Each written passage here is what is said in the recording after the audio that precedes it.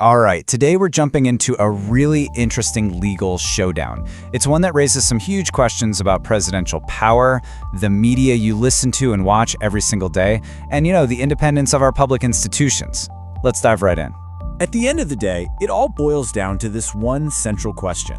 When it comes to public media, who really gets the final say? Who's in charge?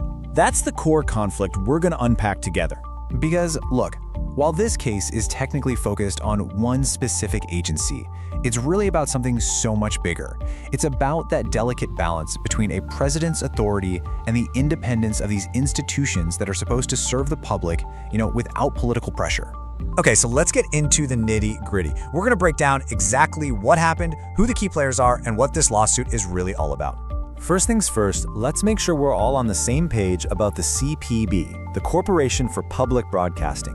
Now, this isn't a TV channel itself. You should think of it more like the engine room.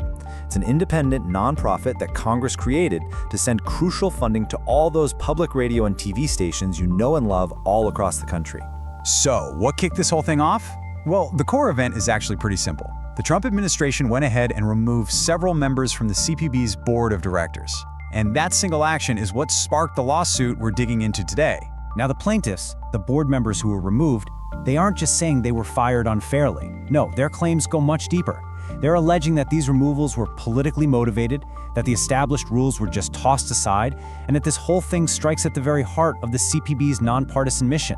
And critically, they argue, they were denied due process, basically the right to a fair procedure and a real reason for being let go, instead of just being removed for no stated cause. So, what do they want to get out of this? Well, it's really a two-part goal.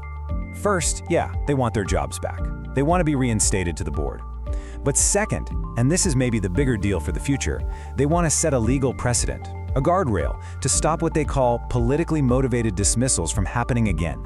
And this, of course, brings us to the legal fight itself. So let's take a look at the arguments from both sides as they get ready to face off. This really comes down to a fundamental disagreement. On one side, the plaintiffs are arguing that the removals broke the very law that created the CPB in the first place and that it violated their rights. The administration's defense, on the other hand, is much more straightforward. The president has the authority to remove these board members whenever they want. It is a classic showdown over the limits of presidential power. And right here is where we need to zoom back out, because the verdict in this case could have massive ripple effects, way beyond just the CFPB. We are talking about a potential precedent that could literally reshape the relationship between the White House and dozens of other independent agencies. Which naturally leads us to the big question. What are the potential consequences here? I mean, what actually happens depending on who wins this thing? Well, think about the domino effect for a second. If the court sides with the plaintiffs, it could set an incredibly powerful precedent that puts new limits on a president's power to just fire members of independent boards. That would basically strengthen the firewall between politics and the day-to-day work of a whole lot of other government bodies.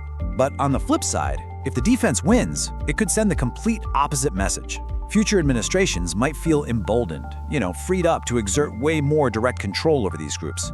It could potentially open the floodgates to challenges against the long-held independence of a whole range of agencies. So let's bring this all back home, because this isn't just some abstract legal argument. It has very, very real stakes for the public radio and television stations that so many of us rely on every single day. At the end of the day, this lawsuit is so much more than just legal technicalities. It's seen by a lot of people as a fight for the very soul of public media, for its integrity, and maybe most importantly, for its independence. So why does that independence matter so much? Well, the concerns are pretty clear. A board that's seen as politically controlled could lead to biased programming. It could also sway decisions about money, potentially cutting back funding for all those essential news, educational, and cultural programs that public media provides. It all comes back to protecting that nonpartisan mission. The source material from urbtnews.com puts it really powerfully. They say this case is nothing less than a crucial battleground in the fight to preserve the integrity and independence of public media. That one sentence just really captures the weight of what's being decided here. And so we end right back where we started, with a question that this lawsuit really forces all of us to think about. It's a question that does not have an easy answer, but it's one that helps define the entire structure of our government and public life. Where exactly do we draw the line between a president's legitimate authority and the independence these institutions need to actually work? The court's answer is definitely going to be one to watch.